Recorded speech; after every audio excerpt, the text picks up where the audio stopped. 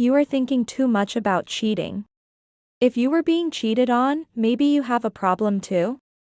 Like not being attractive enough. When I shared my worries, my sister laughed them off as if they were nothing. She then left me behind and headed towards the register.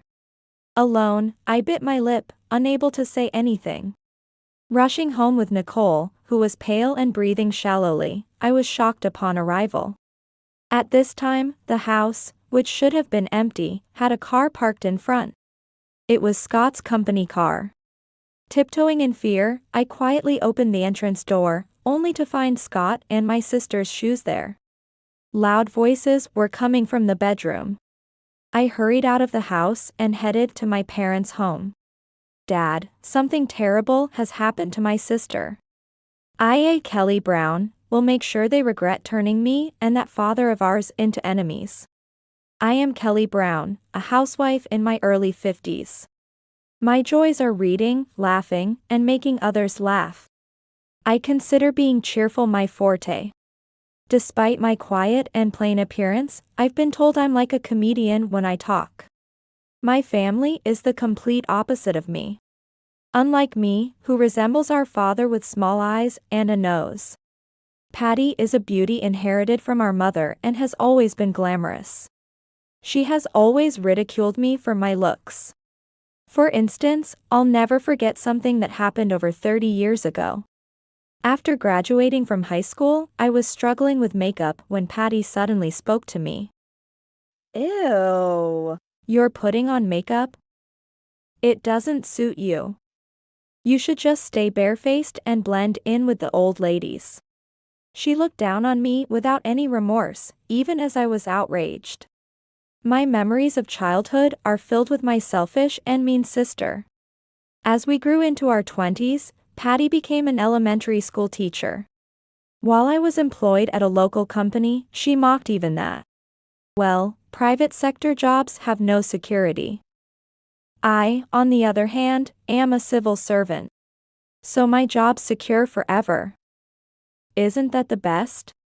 Though Patty was boastful, our mother, who was also a teacher, frowned and sighed.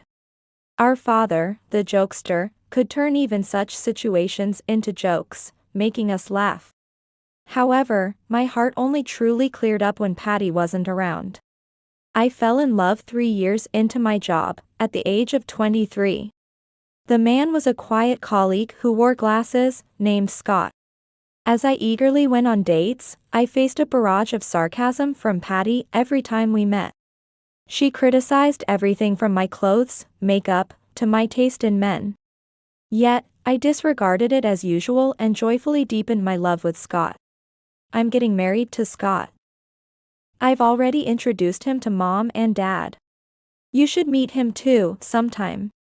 I announced my marriage to Scott over the phone. Then, Patty, who was still single at the time, responded in an irritated tone. Huh? Getting married before me?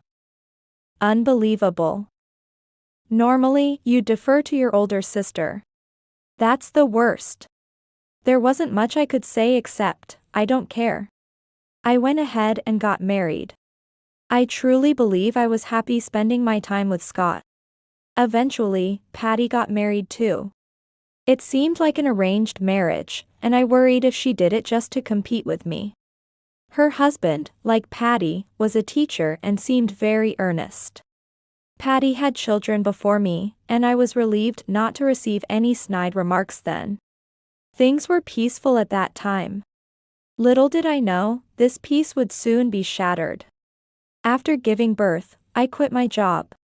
Busy with childcare, I couldn't care less about my appearance, letting both my hair and face go. Scott began to neglect me all of a sudden. You've started to look like an old lady, he'd say and sigh as we passed each other. I wanted another child, but Scott was against the idea and wouldn't agree to it. It was a real shock, and I even considered divorce. When I consulted my friends and parents, they all listened sympathetically.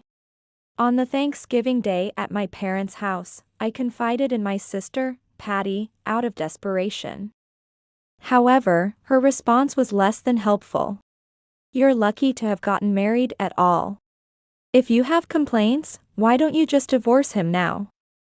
Stop nagging.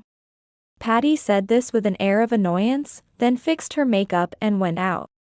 Left behind was my brother-in-law, looking isolated as he took care of the children. Seemingly uncomfortable at his wife's family home. While realizing I couldn't get along with my sister, I was troubled by Scott's coldness. Yet, I couldn't bring myself to leave him, and time just passed. Now, nearly 30 years later, the worries of my youth have faded into the busyness of life. And I have not divorced Scott. The romantic feelings have long since ended. But I still consider us to be companions under the same roof. After our daughter, Nicole, entered middle school, I started working as a cashier, which gave me a place outside of my home. However, the store where I worked for many years is closing. The store where I work is closing, so I'll be unemployed from next month. When I mentioned this at dinner, Scott looked up, seemingly surprised. Nicole, who had been quietly eating her hamburger, swallowed and then suggested, "That's okay. You've been working hard all this time, so why not take a break? If you quit your job, we can align our weekends. Let's go on a family trip or something." I was delighted by Nicole's suggestion. Until now, it had been difficult to align our schedules because I was busy on weekends when Scott was off. But as Nicole said, it would now be easier to coordinate. Nicole works in the service industry, so despite being a full-time employee, she can choose her holidays to some extent. After dinner, as I was washing the dishes, Scott suddenly spoke to me. It was rare for us to have a conversation, except maybe while watching TV. "So, you'll be at home all the time if you're not working? Let me know if you have plans to go out." I answered casually, wondering if he was concerned about dinner. "I don't have any specific plans, but even if I do, I'll be back by the evening." Scott nodded vaguely, showing that he wanted to know despite not usually being the controlling type. I found it odd but agreed to inform him of any plans to go out. Being a full-time homemaker after so long, I found myself with free time during the day. Just as before, I tried to enjoy my hobbies, like reading more and experimenting with cooking, but I still felt a void. Moreover, the opportunity to talk to others decreased, making me feel lonely. Recently, Scott has been coming home late. When I asked, he said his workload at the company had increased. So, I decided to visit my father, who lives about 10 minutes away by car. Since my mother passed away a few years ago, my father has been living peacefully with 2 cats. He was happy to see me when I visited with homemade sweets. "By the way, Kelly, have you seen Patty recently?" While we were having a pleasant chat, my father suddenly asked. Since we don't meet except during holidays, I shook my head. Then, my father seemed puzzled and said, "Patty now works at a school just 2 stations away, so it's close, right?" I wanted to give her some of the good pickles we buy, so I asked her to stop by after work. Then she came by in quite flashy clothes. Is that how young people dress these days? I couldn't answer since I hadn't seen the clothes myself. Incidentally, I dislike pickles, but they're Patty's favorite. Something was odd. Patty's phone rang on the table, and when I went to give it to her, she snapped at me not to touch it. She also seemed to want to place her phone face down. And when I warned her that the screen could get scratched, she glared at me. It was just a small thing, but it made me feel uneasy. That's because Patty never used to be particular about how she placed her phone. With that thought nagging at me, I went home. At dinner that day, I casually mentioned it to my family. I went to my parents' house today, and it seems like Patty is acting strangely. She's dressed flashily, and she insists on placing her phone face down. I wonder what's going on. For me, it wasn't just a feeling of discomfort, but also one mixed with worry. Then, Nicole spoke up. could Aunt Patty be cheating? I almost dropped my fork in shock. Scott choked on his soup, coughing violently. I saw somewhere that those are signs of someone cheating. There are also other signs like going out more, coming home late, and excessively checking their partner's schedule. Hearing this, I involuntarily looked at Scott. Some of the characteristics Nicole mentioned fit him perfectly. Though I thought it might be overthinking, I couldn't help but worry. Don't talk about such things outside. It's embarrassing. Scott made a grim face, perhaps noticing my gaze. The next day, I unexpectedly ran into my sister. We bumped into each other at a store near our house. "Oh, Patty? It's rare to see you here.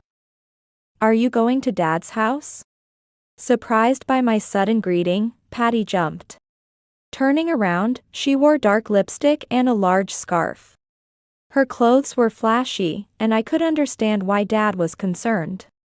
I had a brief chat with Patty and then remembered our conversation from the previous night. Though I couldn't directly ask her, I thought it might be okay to discuss Scott. You know, last night Nicole was talking about the characteristics of people who cheat.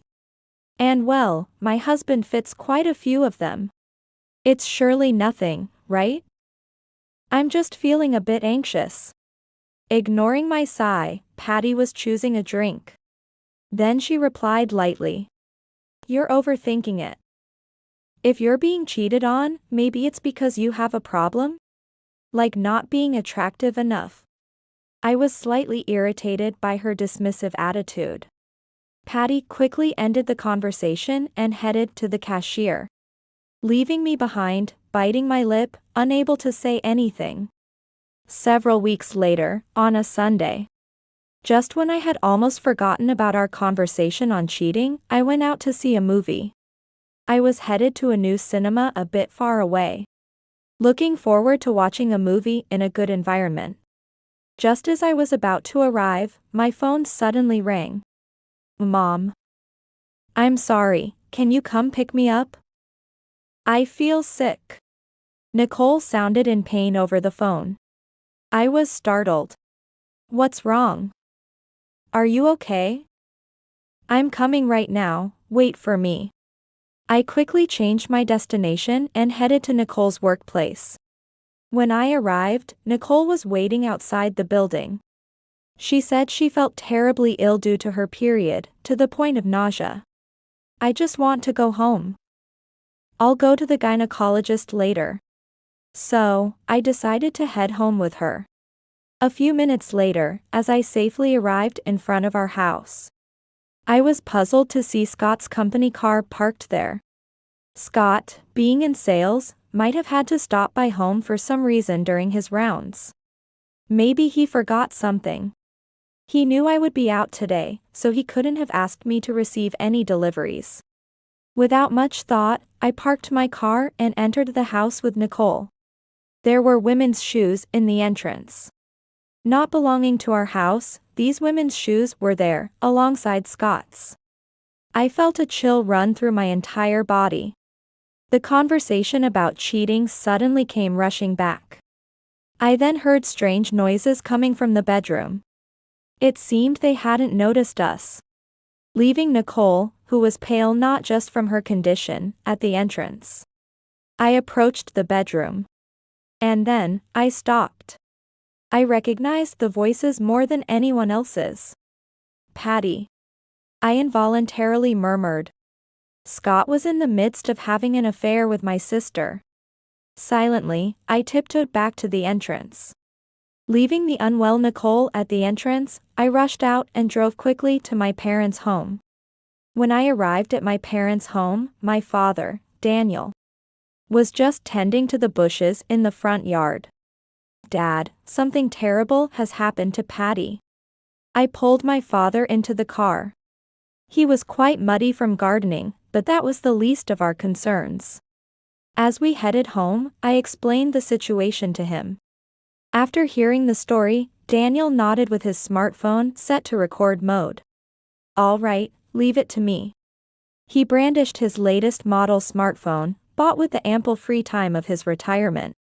I could guess what he was planning to do, but I didn't have the heart to stop him. Do you want to go about this seriously, or do you want to make a mockery of it? When asked, I immediately responded. Make it funny at first, please. I'm definitely getting a divorce. So I want to show them to a lawyer. We might capture 2 naked bodies. So we need to neutralize the grossness. Daniel nodded firmly. Soon, we arrived at our home. Nicole was sitting outside the entrance, hugging her knees and looking down. As we approached, she looked up and said, "They're still at it. So energetic for their age. Also, sorry, I felt so sick I threw up." Nicole seemed to be in a lot of discomfort. She had come home early to rest but got caught up in this mess instead. I felt terrible for her and patted her back as I spoke. "I'm sorry, Nicole. You can go to your room if you're able to walk." When asked, Nicole slowly stood up. I carefully opened the door, trying not to make noise. And couldn't help but laugh when I noticed where Nicole had vomited. Now, it was time to storm in. Daniel and I exchanged looks and headed for the bedroom. The sounds from inside were somewhat subdued but indicated ongoing activities. "Ready, now," he whispered to me, then flung the door open all at once. The 2 on the bed screamed in shock. We were the ones who wanted to scream. What were they doing on the bed I sleep in every night? They were in the midst of intimacy, completely naked. At least they had the decency to lay down a bath towel, perhaps to avoid soiling the sheets. If they were that considerate, I wish they wouldn't have gone through with it at home. "Whoa, Daniel." Scott was the first to regain his composure. Patty, with her smeared lipstick, frantically tried to cover herself, confused by the situation. Daniel stormed into the room, beginning his act of fury. "Patty. You. What are you doing at your age, over 50, shame on you. And Scott. You betrayed Kelly, and with Patty. I won't forgive this." Despite yelling, Daniel carefully held the camera, making it clear this wasn't just a fit of rage. Daniel has always been like that. The more he is angered or shocked, the calmer he becomes, managing to turn the situation to his advantage. But Scott and Patty were too flustered to realize this. Seeing their usually fun-loving grandfather furious made them completely panic. Daniel handed me the smartphone and pressed further. "When did this start? How long have you been doing this? Shameful, both of you." Oh. He turned bright red and spat out incomprehensible words, then suddenly collapsed onto the bed. For a moment, I worried he had really fallen ill, but he had carefully chosen a clean spot to fall, indicating it was an act. I quickly played along. "Dad. This is serious. He might have burst a blood vessel from anger. He's not breathing." While pretending to panic, I kept the smartphone camera focused on Patty and Scott. Patty was fixated on Daniel, oblivious to my recording. She turned pale and blurted out, "We need to discuss the inheritance." Scott was also pale, but he seemed genuinely shocked by his sister-in-law's words. Covering his lower half with a fallen pillow, he muttered in disbelief. "Is that really what you're worried about right now?" I agreed with him. Then, Daniel sat up with a sigh, looking at Patty, who was frozen in shock. "Patty, you're really bringing me down. That's just the lowest. How did you end up like this?" The disgust was evident on Daniel's face, not as an act this time, and I couldn't help but sympathize. As Daniel got up, Patty frowned as if realizing the gravity of the situation. While recording the shameful state of Scott and Patty, I egged them on. "That's terrible, Patty. The first thing you say when your own father collapses is that. Figures, someone who'd do such things with her sister's husband would say something different.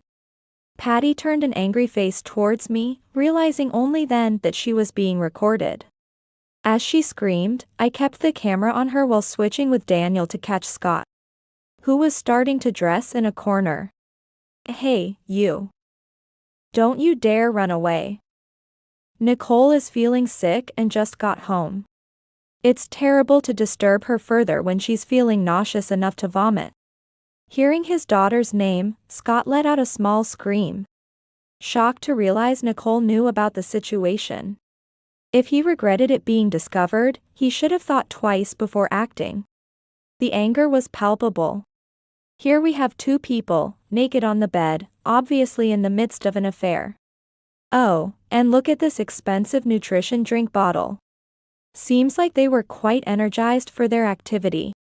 I reported to Daniel's smartphone, playing the role of a reporter. As Patty screamed and fled the bedroom wearing only a coat, Daniel's voice followed. "Did she just leave not wearing anything but a coat?" When Patty reached the entrance and screamed again. "Ah! What is this?" I caught up to her without surprise, knowing the cause. Nicole, unfortunately, had vomited on Patty and Scott's shoes by the entrance. The women's shoes, quite elegant and seemingly expensive, were now covered in vomit. "Where do you think you're going, Patty? You're not getting away." Daniel and I caught up to the stunned Patty.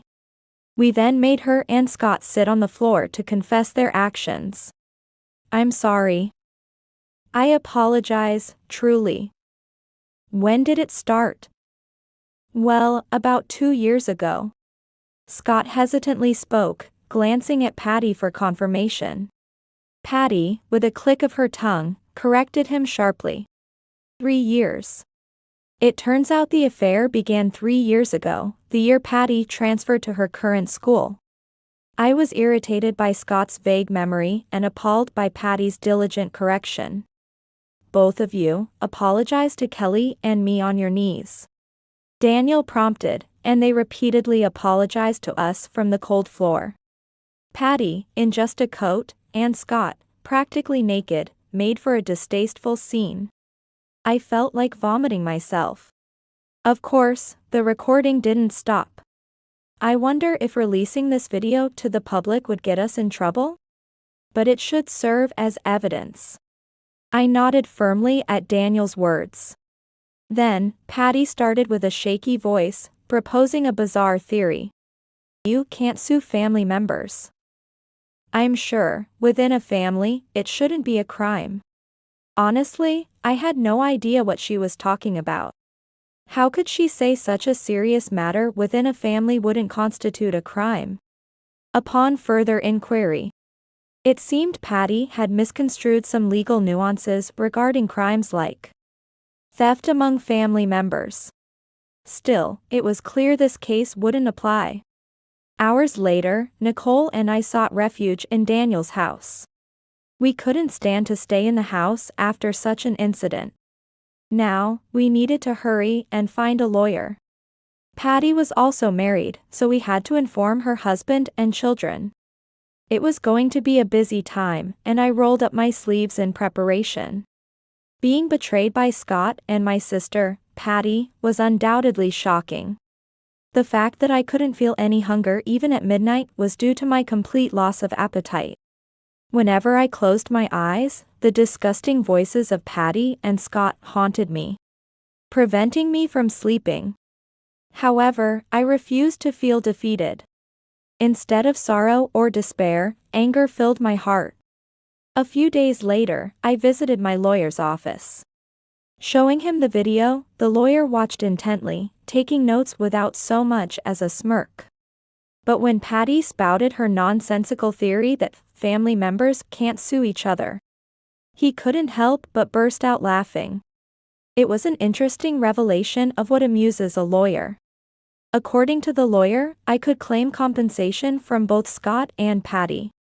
Divorce was certainly achievable, considering the division of marital assets and the potential For my brother-in-law to also demand compensation, Scott was likely to end up nearly penniless. I also expressed my desire to inform Patty's family and Scott's parents, my in-laws, about everything. The lawyer advised that doing so after finalizing the divorce would be best. Thus, I promptly obtained a divorce application. It was to be presented to Scott once the discussions on asset division were complete. Just a week later, my divorce from Scott was finalized. Presumably, he had no arguments left after being caught on video. And he agreed to the divorce quite readily. I was the one who filed the divorce papers, while Scott went to work as usual, likely pretending nothing had happened. After filing, I visited my in-laws in the neighboring county to formally greet them and showed them the incriminating video. My in-laws, possessing decent values, were furious with their son, Scott, and agreed that it was only right for me to claim compensation. I told them, "I truly appreciate all you've done for me up to now. Nicole has decided to continue living with me. She is your granddaughter, after all, so if you'd like, please continue to have a relationship with her. However, she has made it clear she never wants to see her father again or consider him a parent. Please understand."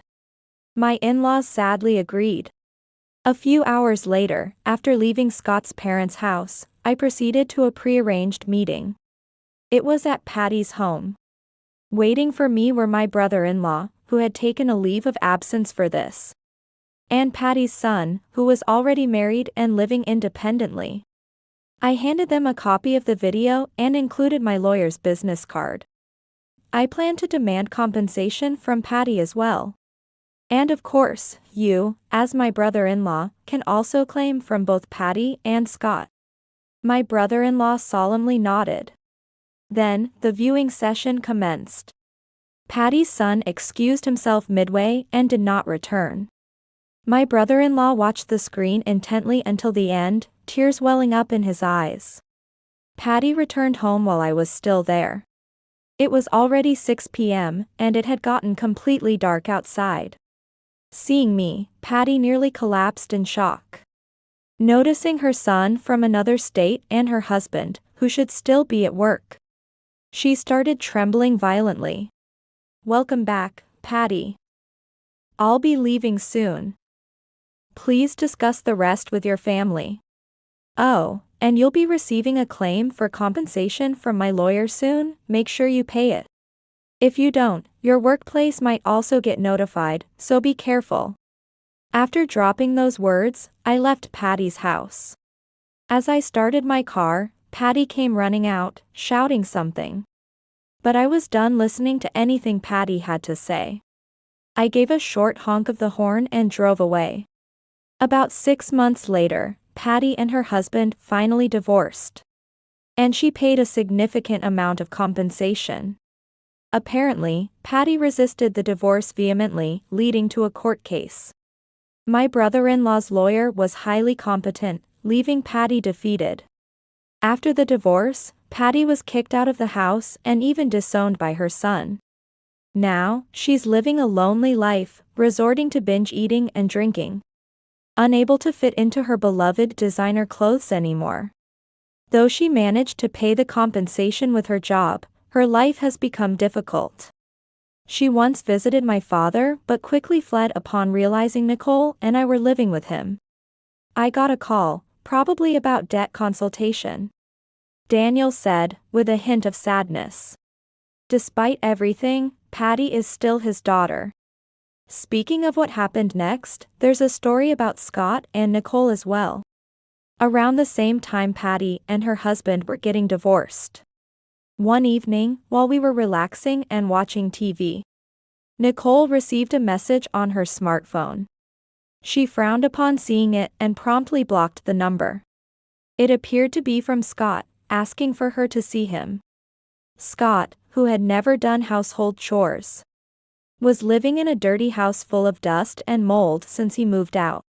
His message mentioned his deteriorating health and finances due to eating out too much. he said he saw me and Mom walking arm in arm, looking happy, and it shocked him. He wrote that he wanted to walk with me too. Ugh. No way. Seriously gross. I want to erase his existence from my memory. Nicole shivered in genuine disgust. While Daniel seemed to miss Patty, Nicole wanted nothing to do with Scott forever. Now, here's a story about divine retribution given by chance. This wasn't my doing, but Patty and Scott ended up facing further consequences. The story goes back to when Patty and her husband were in the midst of their divorce dispute.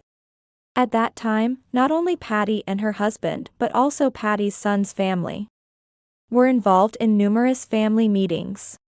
Patty's 4-year-old grandson, Ben, had been watching all of these adults in their sorry state. At 4 years old, he was practically still a baby and couldn't fully grasp the situation. As a result, Ben innocently shared with his kindergarten teacher and friends. My grandma and her sister's husband were naked in bed together. Grandpa, Dad, and great-grandpa were really mad at them. Why can't people sleep naked? Is it because they'll catch a cold? The other kids found this amusing and told their families. Shocked parents likely spread the story amongst themselves. And even the teachers probably gossiped about it.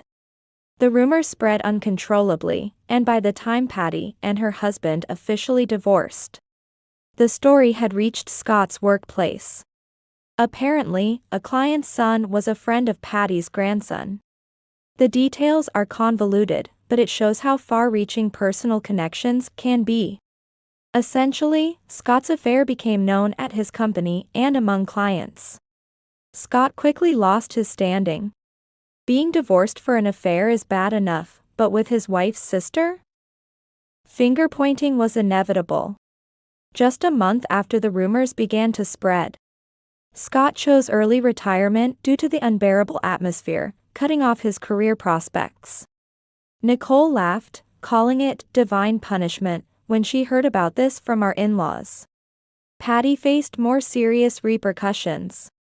As a school teacher, she was in the worst possible position for such scandals and quickly became the talk of the town. The rumor spread from child to adult, and even to other schools, almost instantly. After receiving complaints from parents, Patty realized her actions were known everywhere. Possibly due to feeling too uncomfortable, she requested a transfer to a school in a more remote location, hoping for a quieter life. But the news of her misconduct had already reached her new posting. In the countryside, the scandal was taken even more seriously. And Patty ended up taking a leave of absence from her much-prided teaching job. Rumors caused her friends to distance themselves. And now she fears being talked about wherever she goes. She will likely have to resign. Daniel relayed Patty's complaints after she had visited him. The influence of a rumor network is frightening. There seems to be no place for the two of them to find peace. When I first heard the story, I was worried rumors about me had spread too. However, it seems I'm just seen as a victim, perceived as a serious-looking person by others. I'm grateful my appearance has saved me. 5 years have passed since that incident. Nicole and I still live with Daniel, cherishing each other in our single lives. Daniel is still full of life. And our home feels wonderfully comfortable without Patty looking down on us. Nicole seems to have little interest in getting married. Even as she steps into her 30s, she continues to work hard, living the life of a successful single woman. I thought perhaps the sorry state of our parents had an influence, but it seems that's not the case. In today's world, there's hardly any benefit for a woman to get married. There are drawbacks, especially at work. Just changing my last name sounds like too much trouble. Well, I wouldn't mind having kids, but a husband? Not so much. Recently promoted, Nicole has become quite the figure at her workplace. There's a younger male colleague who seems to admire Nicole. But it's unclear what will happen there. My in-laws maintain a good relationship with Nicole, their granddaughter. But they no longer interact with me. Since Scott has moved in with them, they've refrained from contacting us to avoid causing any trouble. After retiring, it didn't take long for Scott to truly lose his way.